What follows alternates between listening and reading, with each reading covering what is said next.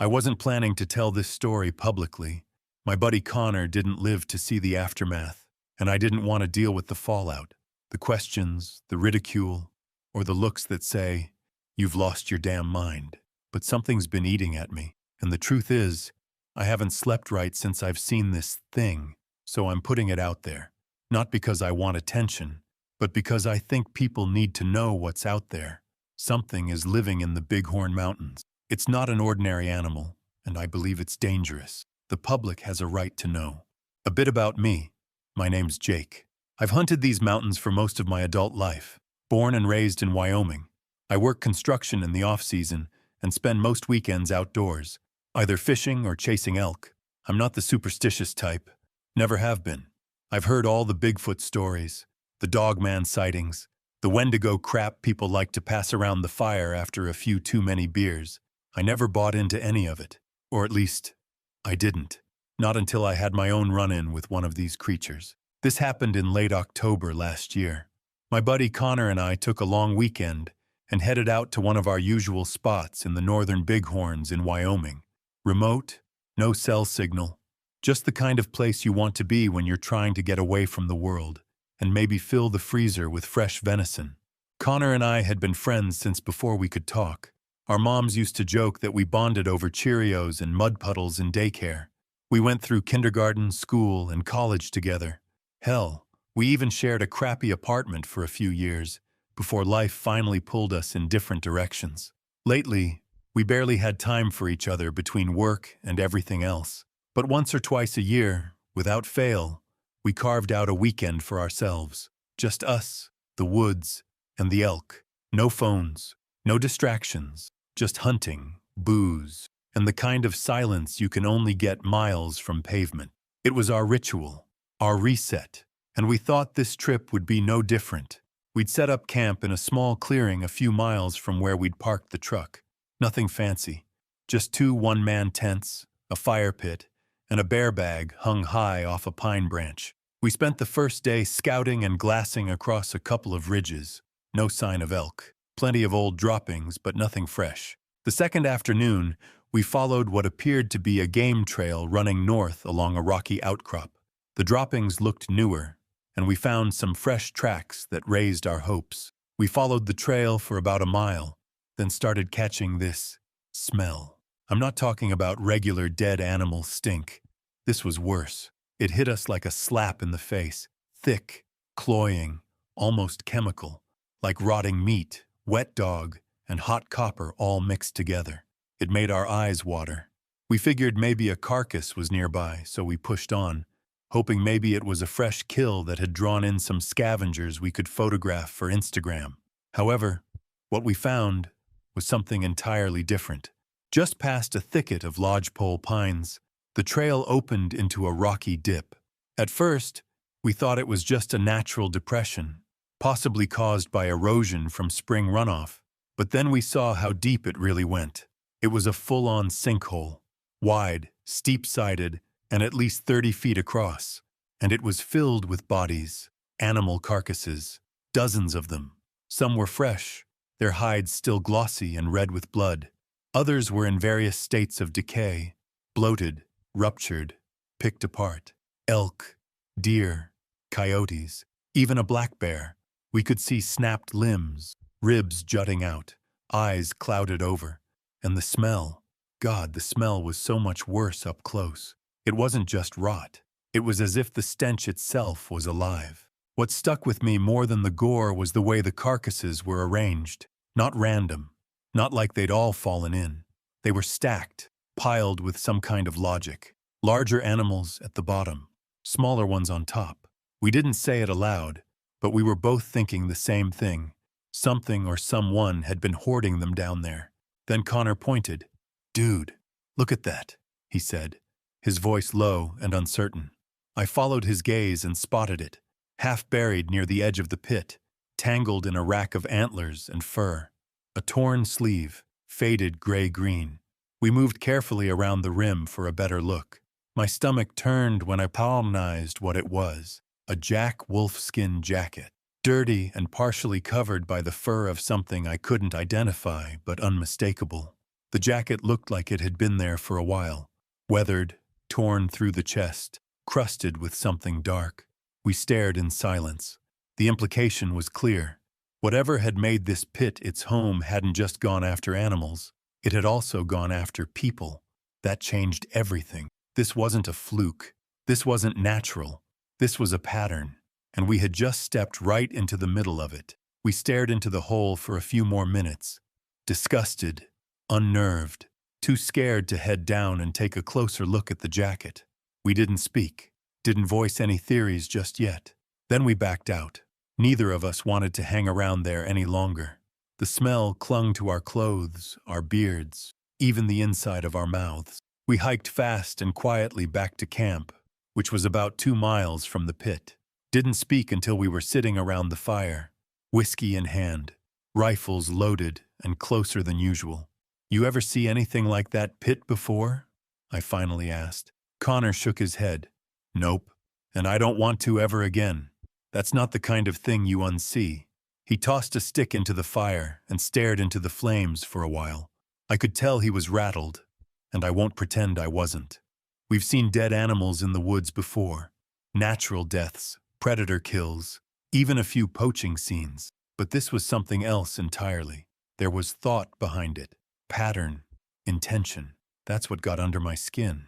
It felt less like a random event, and more like we had stumbled into something's, or someone's, territory. Someone's personal killing ground. The way you might feel after finding a buried chest in the woods with chains around it. You just know you weren't meant to see it. We talked about it for a long time, tossing theories back and forth, each one more unbelievable than the last. Eventually, we both agreed on one thing. Whatever we'd found, it was serious. The jacket had pushed it over the edge. This wasn't just some weird animal behavior. This was a crime scene, maybe a cover-up, maybe something worse. We decided that first thing in the morning, we'd hike back to the truck, head into town, and report it to the sheriff. Let the professionals deal with it. The last thing we wanted was to get more involved. We thought we'd seen the worst of it already. We were wrong. We kept passing the bottle of whiskey between us, trying to wash the lingering taste of rot out of our mouths. Tried to talk about other things, the Broncos, work, our hunting plans for next weekend. But that damn pit kept creeping back into the conversation. We debated whether it could be a cougar, maybe wolves, but neither of us really believed that. Nothing in nature stacks kills like that. It was just after full dark when things got really weird. The whiskey had taken a bit of the edge off, but not much. We were both staring into the fire, not saying much anymore. The woods had that uneasy silence you sometimes get in the high country. Not peaceful, but hollow. Like everything out there was holding its breath. Then we heard it. Not the usual chip of a squirrel or the snap of a twig. This was different. Something big, moving about in the underbrush. We heard branches breaking in the dark, maybe 30 yards out, and we both knew instantly something wasn't right. The sound didn't have that skittish, uncertain rhythm of a deer or elk. It was steady, deliberate, almost too smooth for something so heavy. We sat up straight, both of us reaching for our rifles without even thinking about it. Our bodies knew before our minds did. The hairs on my arms and neck were standing straight up. We somehow knew we were being watched. We listened. The fire hissed and popped. Wind hissed softly through the pine needles above us.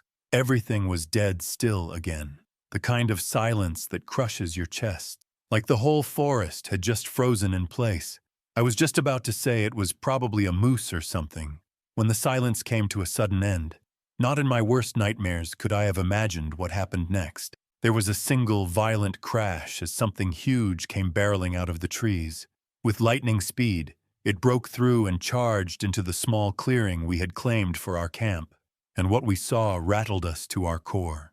The thing that burst out into the open was tall, at least 7 feet, maybe more, heavy and thick with muscle, covered in dark, oily fur, long arms and a head like a damn wolf, only too large, too broad, and too short.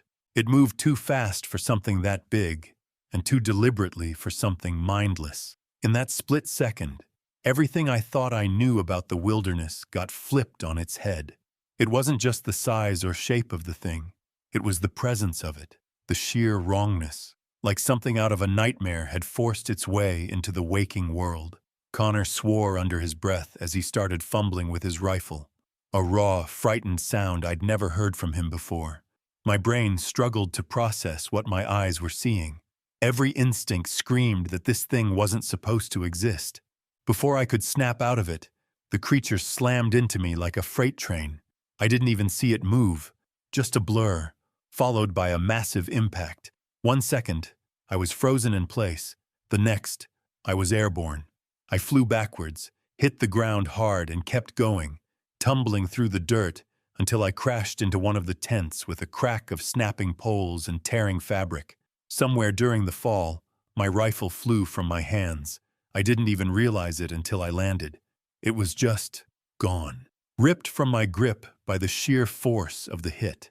I landed on my side with the wind knocked out of me and a stabbing pain blooming in my lower back. For a few seconds, I couldn't breathe. My vision spun. My back screamed in pain. The tent had collapsed on top of me, and all I could hear was Connor shouting and something snarling and growling like a demon straight out of hell. Then, a shot rang out, loud and sharp, echoing across the clearing. That should have been a relief, but it wasn't, because a second later came a scream, Connor's, full of pain and panic. It sent a jolt of fear through me sharper than any wound. I tried to tear free of the nylon even faster, kicking wildly, hands shaking. Then, another shot, this one really close, probably just a few feet away. I began to claw at the twisted nylon and shattered poles around me, trying to force my way out from under the collapsed tent. My lungs burned and my arms shook. Everything hurt like hell, but my survival instincts took over. I rolled to the side, dragged myself into a crouch, and tore a huge piece of fabric off my face. The campfire still burned, casting flickering light and shadow across the clearing. And that's when I saw a scene I couldn't have dreamed up in my wildest nightmares. I froze for a moment, trying to process and make sense of what I was seeing. Connor was backing up in a wide circle around the fire, fumbling frantically with his rifle, while still holding on to a canister of bear spray with one hand. His face was tight with pain, and I noticed for the first time that his jacket was shredded down one side, his left arm fully exposed, slick with blood. Long gashes ran down from shoulder to elbow, bright red and angry under the firelight. His movements were jerky, unsteady, like he was trying to stay upright through sheer will.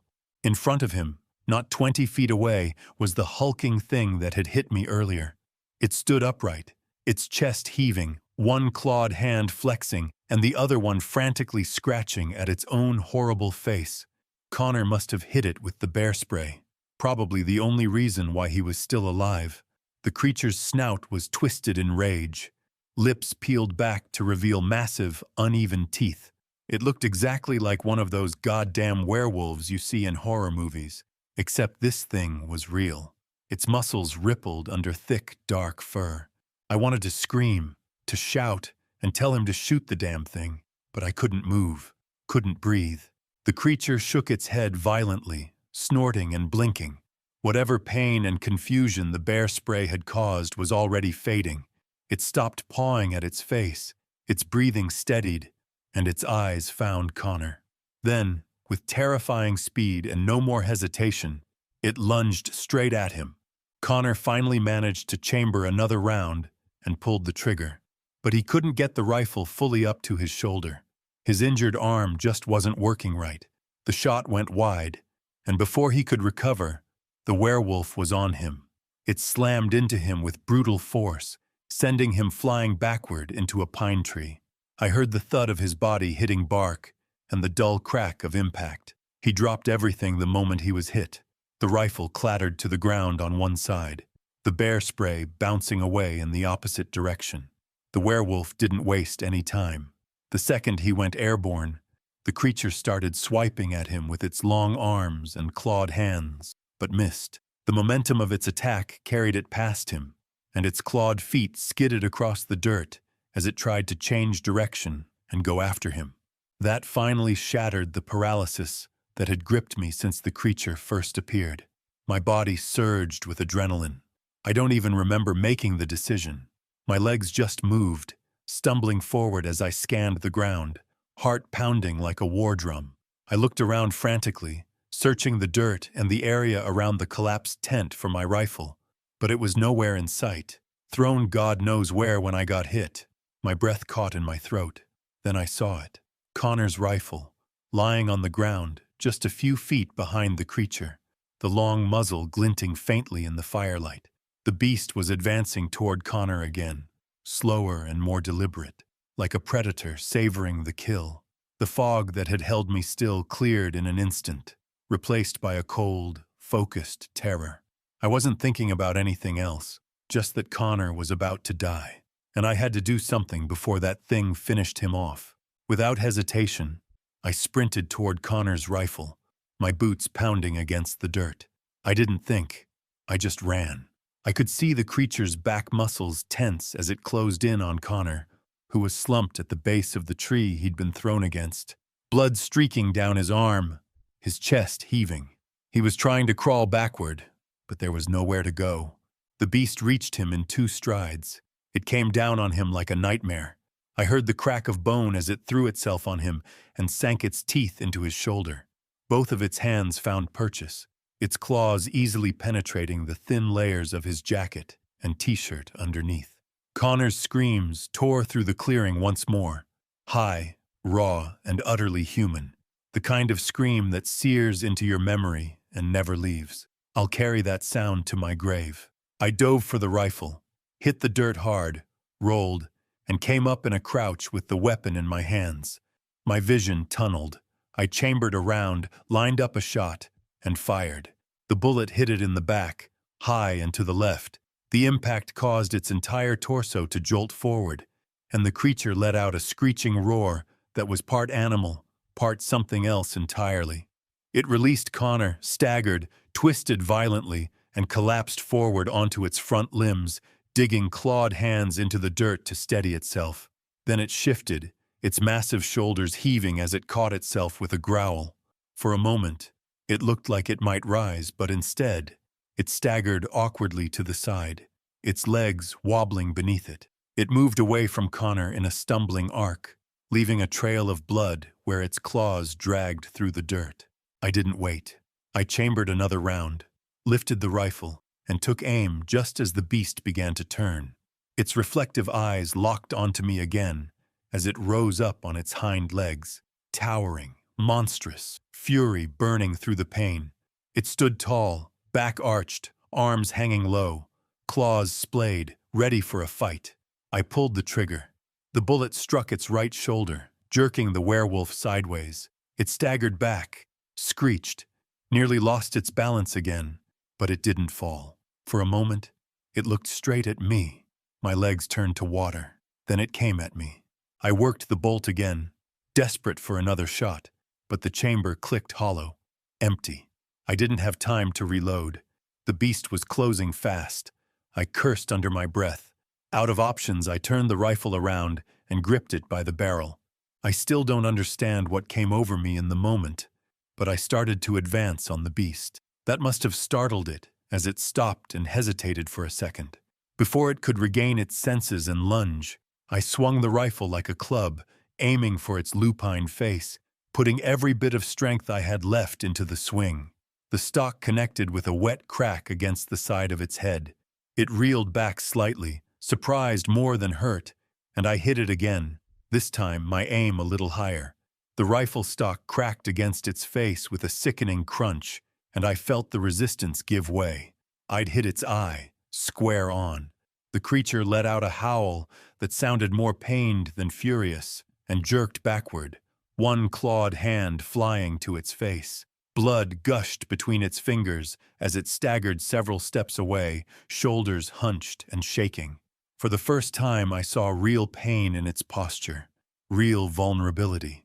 For a second, just a second, it looked less like a monster and more like a wounded animal. But that second wouldn't last. I stepped in again while it was still reeling, swinging the rifle with both hands like an axe. The stock connected with another loud crack, but this time something gave way in the rifle. The wood splintered in my grip, and the weapon broke clean in two. The werewolf moaned and snarled, hurt but still standing, swaying like a boxer on the verge of blacking out. I dropped the broken rifle and dove toward the collapsed tent I had crashed into earlier, eyes locked on the small orange canister lying in the dirt a few yards away. It had rolled out of Connor's hand when the creature slammed into him. I reached the canister just as the werewolf gathered itself and began advancing again, fury overtaking pain. Its movements were more erratic now, almost drunk with rage, and it was too slow. I managed to snatch up the bear spray, rolled to my knees, and unleashed it into the creature's face just as it came within range. A thick orange cloud engulfed its eyes and snout. It shrieked, this horrible, wet, gagging roar that I had almost gotten used to by that time, and flailed backward, claws raking at its own face again. I didn't wait to see how long it would last. I scrambled to my feet and retreated, never taking my eyes off the monster. I stumbled backward toward the broken tent, eyes scanning the ground in every direction. I needed a real weapon. I needed my rifle, and fast.